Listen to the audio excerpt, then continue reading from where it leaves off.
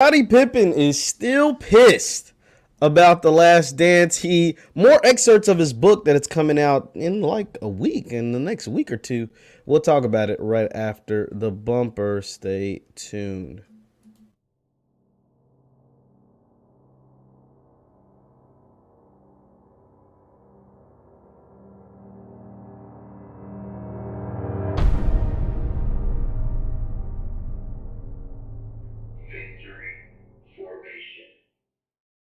What's good people? Jeff Lightsy Jr. here with the Black Boss channel and Victory Formation. Be sure to hit the thumbs up button, like, share, subscribe, and the notification bell because we upload every single day. Now, remember, I told you guys a while back that Scottie Pippen was pissed about the way he was portrayed in the Last Dance documentary that aired on ESPN during 2020, during quarantine, when everybody was stuck at house and no sports were being played.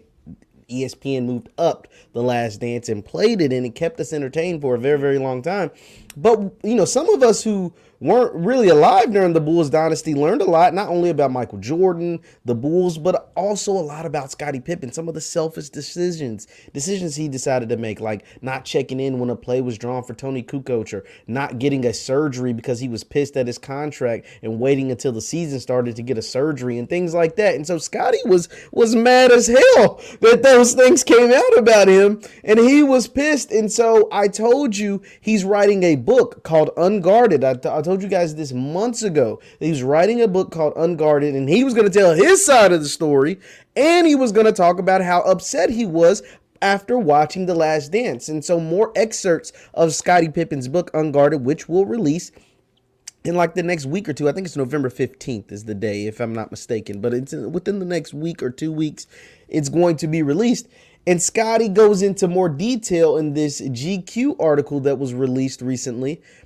And he talked about how he got the clips, or he got the episodes of The Last Dance ahead of time. ESPN sent him clips of, the episodes, so he and his teenage boys could watch it in his home in California. And he says that he was shocked, right? He was mad because the documentary centered all around Michael Jordan, that the documentary really wasn't really a documentary. It was just a monologue about Michael Jordan. Now, obviously, it had some, and it talked about the turmoil of the 98 team, but also everything that happened in between those 6 championships, but really just the turmoil that took place with that 98 team, with the GM hating the coach and the players loving the coach, and the GM, telling the coach that this is your last year no matter what, and Michael saying, if you fire him, I'm leaving, and then the owner really not having any control of any of this. And Dennis Rodman doing his thing, Scottie Pippen doing his own thing, and a lot of things that just went on in between. And obviously, the documentary was centered around Michael Jordan, because to a lot of people that lived during that time, and a lot of people that are still living now, and a lot of people that watched basketball, that love basketball to any length, they love Michael Jordan. And they always are going to believe he's the greatest, not just the greatest basketball player. Some people believe Michael Jordan is the greatest athlete in the history of the world. So think about that. When you got guys like, this guy over my shoulder, Muhammad Ali, who lived in this world, and the great Tiger Woods was, and Jim Brown, and Tom Brady currently playing, and LeBron James, and all these great athletes, when there's one guy who, especially an entire community, believe is not only the greatest basketball player in the history of the world, but the greatest athlete, right? He dominated his sport like no other player we've ever seen in a short amount of time dominate his sport. 6 championships over an 8-year period. Like Brady's got 7, but he's got 7 over 20 years. LeBron's got 4, but he's got 4 over 19 years, right? And then, I know you can talk about Bill Russell and all those championships of the old Celtics, but, let's be real. There's like 10, 12 NBA teams during that time. It's a different league when Michael Jordan was taking over. Hats off to Michael Jordan. So when you believe he is the greatest basketball player and can just do things that other people on the court, obviously, and not only was he the greatest basketball player, he was the greatest influence of basketball maybe the NBA has ever seen. Michael helped the game go global, because that 92 Dream Team, led by Michael, helped the game go global. And then Michael's shoe is the most iconic shoe in the history of the world, not basketball shoe. Let me make this clear. Michael Jordan's shoe is not the most iconic basketball shoe in the history of the world. Michael Jordan's tennis shoe, the sneaker line, specifically 1 through about 14, are the greatest shoes in the history of the world. Period. A sneaker, a tennis shoe, a sneaker. He helped build Nike. He helped create Nike. The Nike that we know of now is because of Michael Jordan. And so when you add all of these factors, Scotty, of course the documentary is going to be centered and solely focused, essentially, not even solely, but essentially focused on Michael Jordan. Of course. This man is an icon. He is an icon. The day he leaves this earth, a lot of people will shed tears. The day he leaves this earth, a lot of people will be impacted. The day he leaves this earth, a lot of people that weren't even born when he was playing basketball, people weren't even born after 98. People weren't even born in the year of 1998 will shed tears because of the impact that he left, not just on the game of basketball, but globally, as far as fashion, sports, entertainment, all of the above. So yes, Scotty, Mike had editorial control.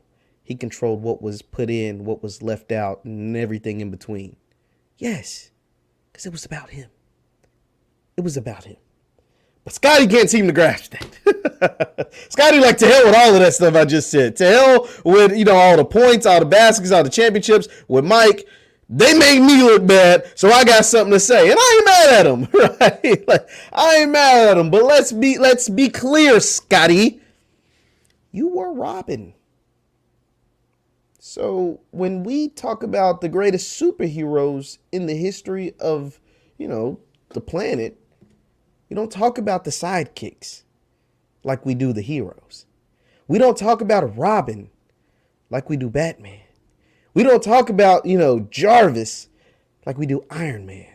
We don't talk about the greatest sidekicks. We talk about the greatest heroes.